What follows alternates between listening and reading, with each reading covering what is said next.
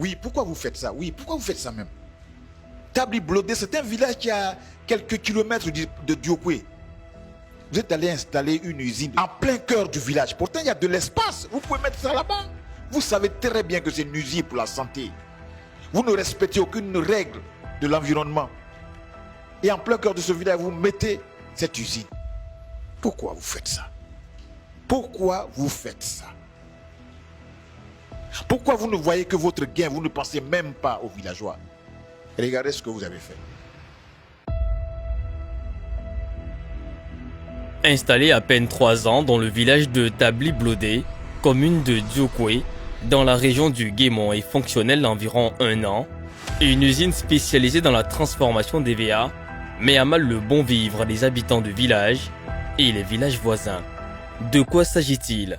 Selon les recoupements, les habitants ne rejettent pas cette usine, qui a d'ailleurs permis de réduire le taux de chômage, la prostitution, le vol et autres dans la région du Guémon, mais n'approuvent pas l'odeur nauséabonde et répugnante qui se dégage lors des travaux. Je ne peux pas dormir dans ma chambre la nuit, car l'odeur prend d'assaut ma maison. A déclaré un villageois retrouvé sur place. Vraiment, l'odeur de l'usine, là, vraiment, ça nous fatigue. Même la nuit, même si l'odeur là est rentrée dans la maison, mais on ne peut pas dormir. D'autres ajoutent qu'ils peinent à respirer quand cette odeur se répand dans le village. Ils devaient mettre même l'usine à quelques kilomètres même du village. Mais ils ont mis ça dans le village. Vraiment, on ne peut pas dormir. Nous-mêmes qui sommes là, tu rentres dans la maison, l'odeur, au dehors, l'odeur.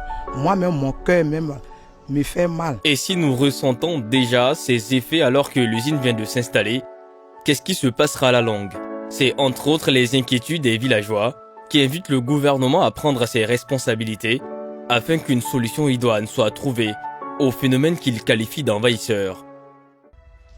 Vous les avez entendus, vous avez écouté nos parents. Nos parents pleurent, ils poussent des cris de détresse, s'il vous plaît. Il faut absolument une solution. Mais plus grave, il y a un autre village qui est dans leur ligne de mire. Le village d'Ibobli Gessabo Kéré est dans leur ligne de mire. Et là où il y a la forêt classée, ils veulent installer une usine. C'est-à-dire qu'on ne respecte même pas les règles établies par l'État de Côte d'Ivoire. Ce n'est même pas possible. C'est-à-dire que sur le plan juridique, ce n'est pas possible. Sur le plan environnemental, ce n'est pas possible. Digbobli Gessabo Kéré est en danger. Les populations de ce village sont en danger. Je souhaiterais que tout Ivoirien où qu'il soit ministre, qu'il soit simple citoyen lambda, qu'il jette un regard. Vaut mieux prévenir que guérir. C'est pour cela que votre humble serviteur, avec les pouvoirs que lui confère ce micro, a ouvert donc ce micro, au risque de me répéter, pour vous interpeller, tous autant que vous êtes. Il y a danger à Digbobli Gessabo Kéré. Autre chose qui donne à dire aux villageois que l'entreprise Olam est aussi spécialisée dans la transformation d'EVA, café, cacao, qui serait en gestation à Gessabo Kéré. À propos, le chef du village s'est prononcé. Ils sont venus depuis le 10 mai 2022. Ils contactent avec nous, chez moi ici, pour dire qu'ils cherchent 15 hectares pour implanter une usine appelée Olam.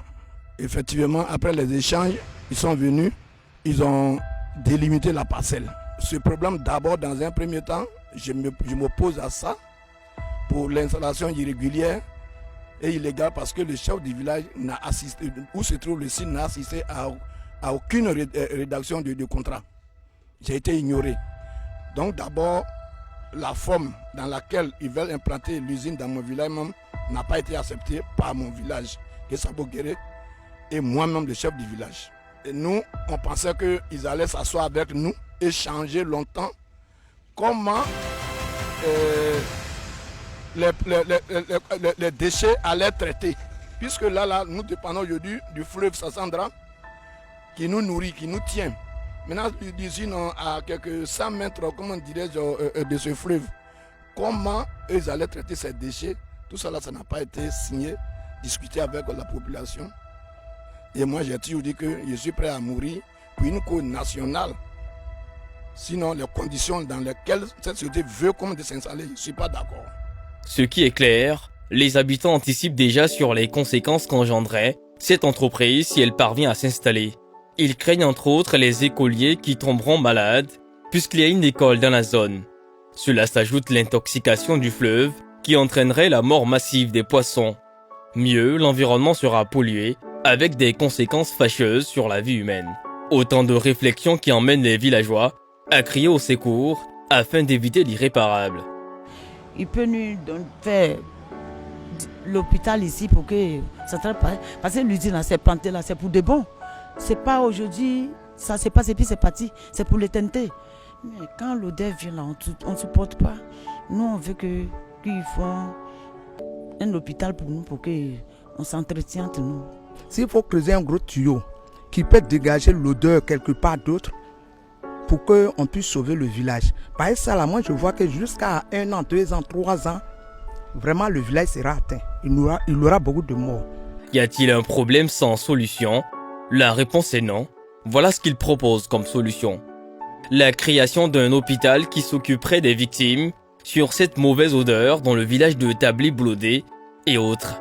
À cela s'ajoute la proposition d'une enquête afin de dédommager les victimes sur cette odeur nauséabonde et repoussante. Si au moins, ils arrivent au moins à chaque fin du mois à dédommager les habitants du village, c'était encore quelque chose. Enfin, les villageois proposent que l'entreprise Olam s'éloigne du cadre de vie. Nous avons assez d'espace où l'usine peut être installée loin de là et où elle peut s'implanter et travailler librement, sans que la population riveraine ne soit, comment dirais-je, vraiment touchée par les inconvénients tels que les maladies que vous venez de citer, dont sont victimes aujourd'hui la plupart de Tabli-Blodé. Car estime-t-il, il y a de richesses que d'hommes, et le droit de l'un ne doit aucunement empêcher celui de l'autre.